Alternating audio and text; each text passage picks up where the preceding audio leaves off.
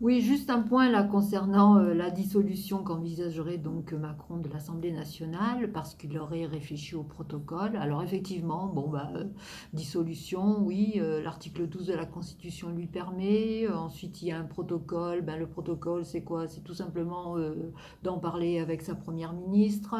Ensuite, d'en parler aussi avec les deux présidents des chambres basses, Sénat et Assemblée nationale. Et puis après, il a tout à fait le droit de prendre sa décision, de pas se servir des avis de ces gens-là, voilà, parce que c'est le président de la République. Ok, d'accord. Bon, il va faire quoi s'il dissout l'Assemblée nationale? Ça va déjà provoquer donc des élections législatives. Ça veut dire qu'il va y avoir un retour sur le terrain donc des députés.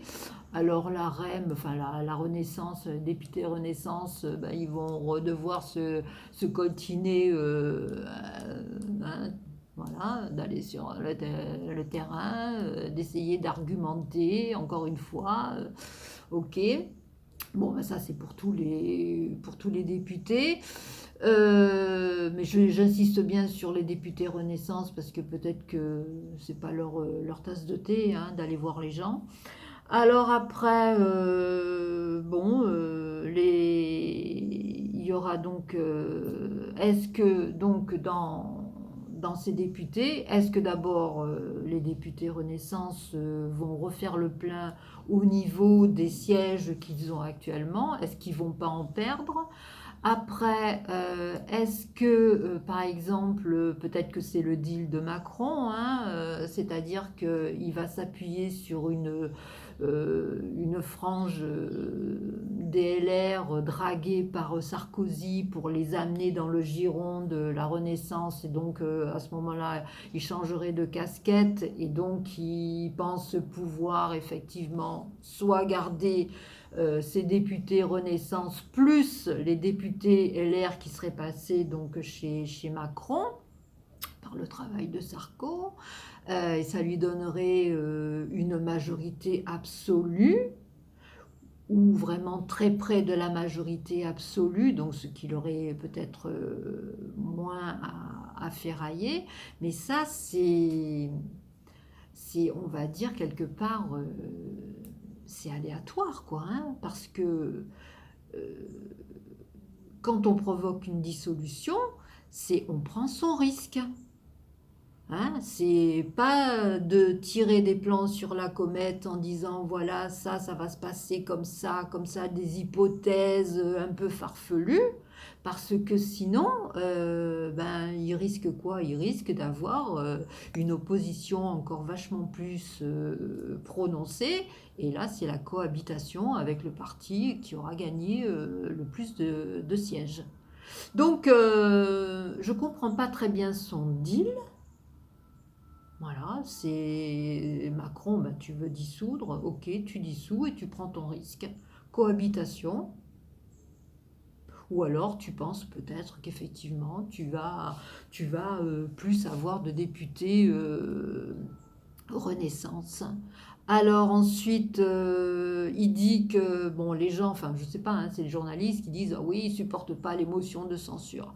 Ben, quoi de plus naturel dans un monde ou dans une assemblée nationale où il y a de l'opposition? C'est normal, hein, émotion de censure. Bon, après, émotion de censure, de toute façon, il faudrait qu'elle soit vraiment votée par les trois partis donc, de l'opposition, la NUPS, RN et LR. Bon, alors de toute façon, par exemple, s'il va entamer dans un contexte normal, hein, s'il n'a pas dissous l'Assemblée, il entame sa réforme des retraites. À coup sûr, de toute façon, elle sera pliée parce que les LR vont lui donner leur voix. Voilà, parce que les LR, là, de ce côté des retraites, ils sont complètement en accord avec Macron. Donc là, la réforme, il n'y aura ni motion de censure, ni 49.3, ça va passer, ok. Il y aura guère que sur l'immigration qui va peut-être y avoir quelques débats houleux. Et là, de toute façon, il a toutes les armes qu'il veut, là, encore une fois. Parce que le 49.3, Donc, hormis donc, la loi de finances, hein, voilà, il peut user du 49.3 comme il veut, mais sur des projets de loi, de texte, hormis, donc, je vous dis, loi de finances, eh bien, donc, il a droit au 49.3 par session. Il peut s'appuyer sur le vote bloqué si jamais il trouve que ça traîne trop à l'Assemblée nationale. Après, il peut aller dans le sens de l'abstention, c'est-à-dire aller draguer les députés LR en leur faisant les yeux doux, etc., pour qu'ils s'abstiennent de voter des amendements, etc. Bon, alors je ne comprends pas à quoi ça va lui servir de dissoudre, puisqu'il va se tirer une balle dans les deux pieds, quoi, quelque part. Il veut la cohabitation. Qu'est-ce que ça va lui amener, la cohabitation? Lui qui est obligé aussi, quelque part, de suivre le calendrier de l'Union européenne sur certaines lois, c'est ça qu'il veut? Là, vraiment, il faudrait que... ben, je sais pas, il faudrait qu'il y ait une légende, quoi, parce que je comprends pas très bien sur quoi il s'appuie. Je sais pas, il a consulté sa boule de cristal et on lui a dit oui, oui, les LR, ils vont passer donc chez toi, ils vont devenir Renaissance, donc ça va te faire une majorité absolue. Mais il n'y a rien de plus incertain, quoi. Quand on dissout une Assemblée nationale, c'est un risque à prendre. Et c'est un gros risque. Alors, est-ce que Macron a cette personnalité-là de prendre des risques? Peut-être quand il était chez Rothschild, il prenait des risques, oui, on va dire quelque part dans la fonction qu'il avait, et encore. Mais là, c'est pas pareil, là, hein. Là, c'est prendre un risque au risque d'avoir une opposition qui le terrasse complètement. Donc après, on entend Véran qui dit non, non, les Français ne souhaitent pas la dissolution, mais oh, faut pas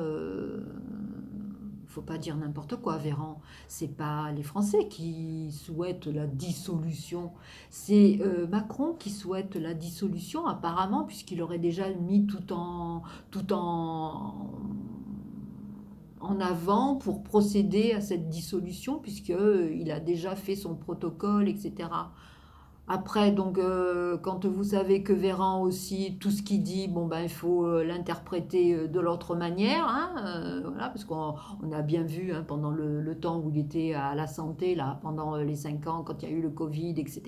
Donc, tout ce qu'il vous disait, il fallait comprendre le contraire. Voilà. Donc maintenant il dit aussi ah oui mais c'est bien d'avoir une majorité comme ça qui n'est pas absolue parce que ça nous rapproche des démocraties européennes. Mais on t'a pas entendu dire ça sur le premier quinquennat. Au contraire, tu étais certainement très heureux d'avoir donc une majorité godillot. Et maintenant, tu serais content de ne pas avoir la majorité absolue. Mais à qui tu vas le faire croire ça? Mais ça sort d'où ça? C'est aller quelque part, même à la limite, jouer contre son camp.